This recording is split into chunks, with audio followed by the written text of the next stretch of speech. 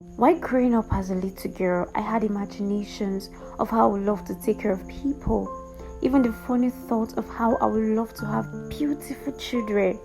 Someone would ask me what I would love to be in the future, and the response I would give at that point in time would probably be different from what I would say maybe a year later. The most important thing was that I had a dream. I wanted to be something. I was little, but I had beautiful pictures of me in the future all in my head that I could sit and smile at most of the time. The news and issue of girl-child marriage is something that cannot be waved aside. Little girls are forced into marriages while some agree to it because of the situation at home. When I said little, I meant girls of 7, 8, 9, 10, 11, 12, 13, 14, 15, 16, 17, and even lower than 7 years old. I sat down and I thought within myself, if as a little girl I had beautiful imaginations and dreams, then no girl child is exempted. They have dreams, visions, ambitions, and funny as it may sound, an imagination of how they will love their marriages and homes to be in the future. How can a child raise a home? How can a child raise a child? We talk of domestic violence. Have you thought about what happens when a child married to an older man acts inappropriately or childishly? The next thing on his mind is probably to discipline her. The future of the country is based on the mindset of the population. What happens when a child can't impart morals and proper upbringing in her own child? What happens when a child can't help modify the mindset of her own child? Now, this part is very heartbreaking. The health effects of a girl-child marriage. The medical condition of rectovaginal fistula has the figure of 12 to 13,000 developing cases every year. In case you don't know what this means, here I go with the explanation. The pelvic bone of a little girl, in which is the bone surrounding the birth passage where the head of the baby goes through, is not fully developed until the age of 18 to 21 or thereabout. Consequently, in the womb, the fetus will grow and descend down the birth passage, and because the passage is narrow and not mature, when it is fully expanded, it will compress on the uterus and rectum. These two passages will be linked, and because of the narrowness, the girl will have obstructed labor for a long time. Some girls die trying to deliver. This obstructed labor and the compression of the baby's head can lead to rectovaginal fistula, which is also referred to as vesicovaginal fistula. In some cases, it can lead to the paralysis of their legs because of the prolonged labor. Some of them may never walk again in their lives after that episode. Girls with this condition litter several hospitals, leaking perpetually from their private parts. They can't even prevent their private part from leaking on its own. This medical condition comes with its own stigma, as many of them live their lives isolated like lepers or social outcasts. I will emphasize on this over and over and over and over again. A child cannot marry. Let the little girls enjoy the beauty of their childhood. Let them have their dreams and chase them. A child cannot marry. Hey lovelies, welcome back to my YouTube channel. Thanks for tuning in. If you're new here, my name is Wadi Elizabeth and this is Talk with Liz. Alright, there's a little noise in the background and please, you have to bear with us. It's actually unavoidable. I promise you, you will hear us perfectly. Okay, you might have listened to the little video that played before this, and I hope you might have come to a level of understanding on this topic. But follow us closely and you will really understand what we are driving at on the topic girl-child marriage. Yes, alright? You can look closely. I have with me this beautiful, gorgeous, beautiful lady seated here with me. She's really going to talk to us on this topic, girl-child marriage. Yeah, so she's going to explain some things to us, and then we'll come to an understanding on the topic, and then she's actually going to break some things to us. We made this gorgeous, beautiful lady seated close to me. Hello guys, it's nice to be with you here on the show Talk with Lizzie. I'm Dr. Zainab Tukur, and I'm here today to shed more light on girl-child marriage, its effect, and how it's affecting our societies moving forward. Alright, thank you very much. You're welcome to our show. Alright, when you hear of the word girl-child marriage, what comes to your head? The word girl-child marriage, what do you think about this topic? Well, the first thing that comes to my mind is I think of those small girls, young girls, being deprived of the opportunity to have a good life, to grow into individuals that could have an impact on the society. So, can you tell us how has this girl-child marriage been a bone of contention? How has it affected those little girls out there?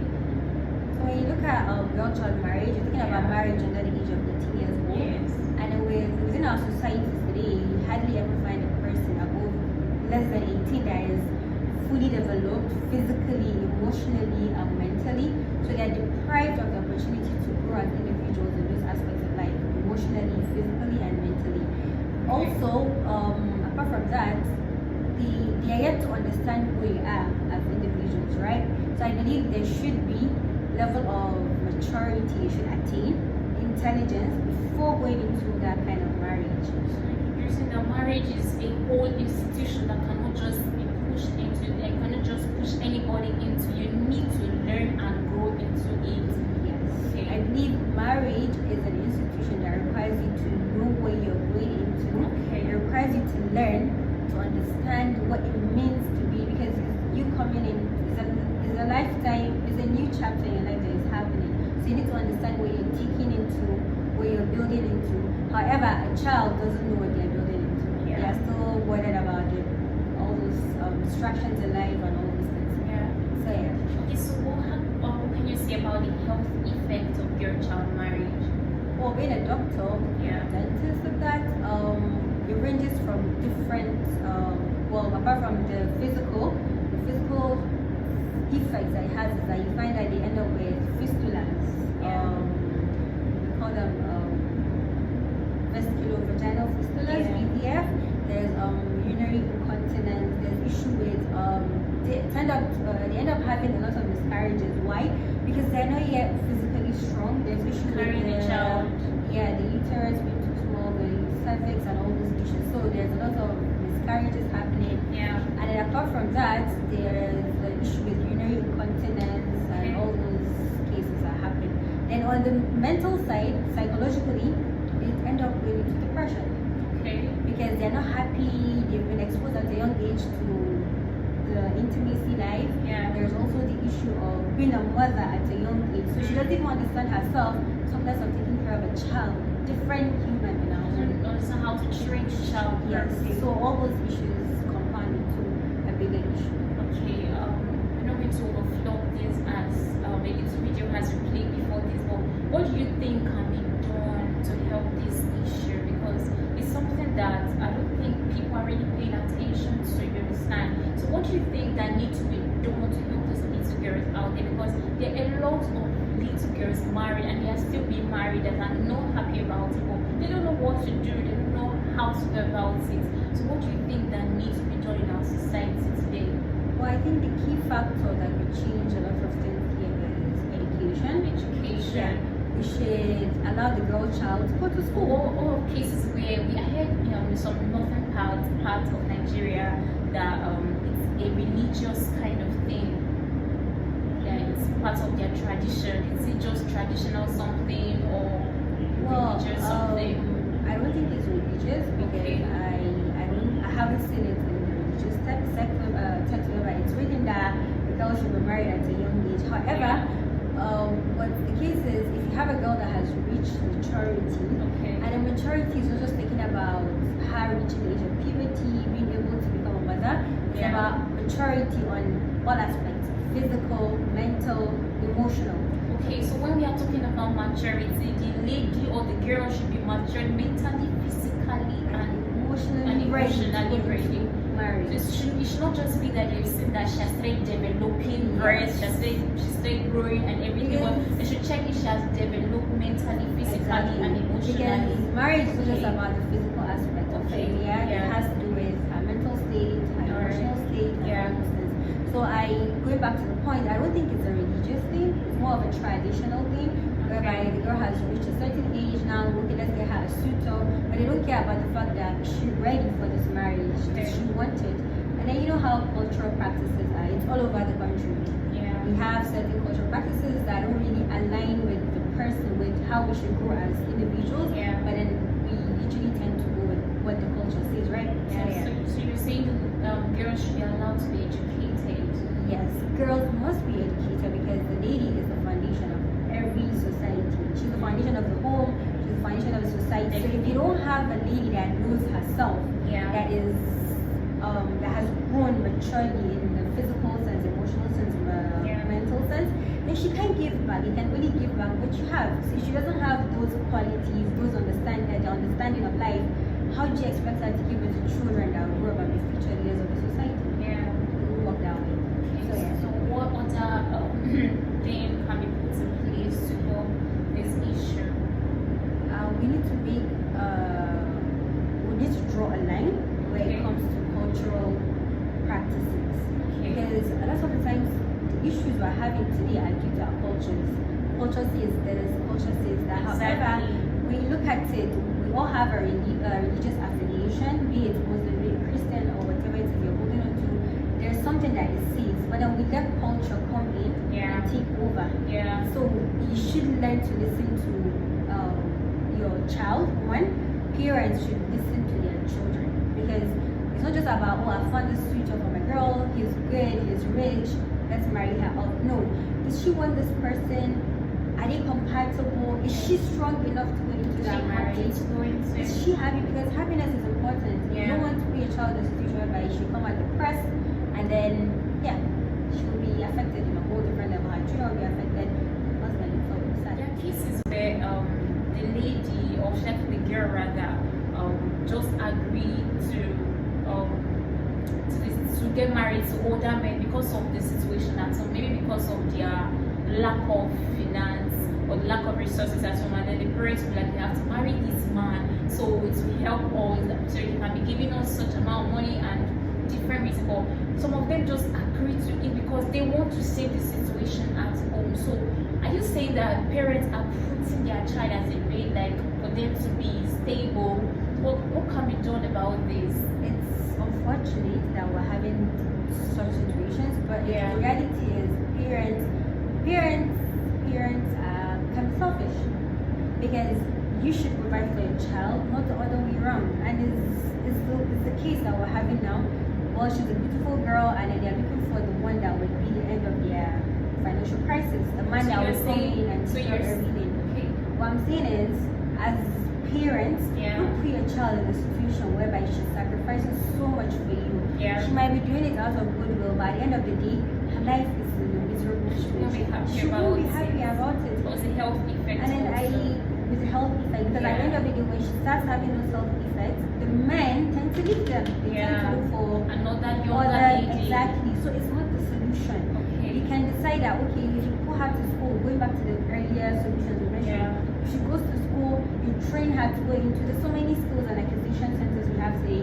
Take your girls out there, train them. It doesn't have to be school the only way out.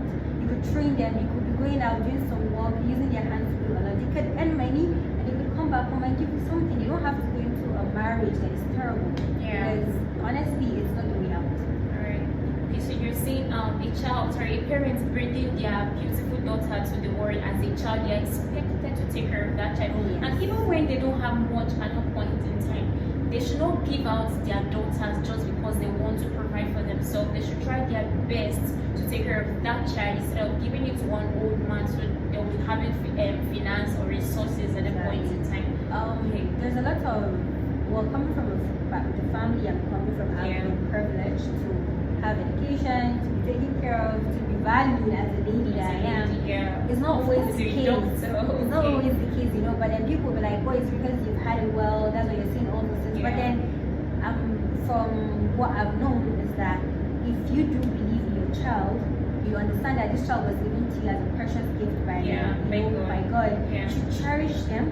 Don't put them in a miserable situation. Whatever the case is, there's a light at the end of the tunnel. Yeah. I know the situation is hard, the life we're living is difficult, but then don't put your child's life at the expense of her happiness. Yeah. And then it goes a long way to it has an effect on her in the future. Thank you very much. Like, I'm really happy we're talking about this because this topic has not been paid enough attention, and a lot of girls are suffering from it, especially the health effects. They will not voice out, but they are passing through a lot of problems and issues. And I know this video might be a little bit long, but please take out time to listen to each part carefully as it's going to enlighten you on this topic. Please and please, I don't know how well to plead on this. Share this video. You don't know who you're sending to help. There are lots of parents out there that are ignorant about this fact. They just want to do it to save their homes. They just want to do it like, okay, we need this finance. They just want to do it thinking it is the best thing for the children. And some of them even think, okay, I heard that there's a particular culture. Once a girl is 13, 14, and she's still in her father's house, and there's a problem. Come on. Culture should not define the happiness of your child. Culture should not define the happiness of your beautiful daughter. Please share this video. You don't know who this video is going to help. And if you're here to subscribe, I'm waiting for you. Just want to subscribe and come back. Yeah. Make sure you subscribe. Alright. Please subscribe to my channel, like, and again share this video to help others, to bless others, and teach others. A lot of persons are ignorant about this particular thing. Please share this video, and thank you very much for staying to the end of today's episode of Talk with Liz. And I'm always ready to receive you in my next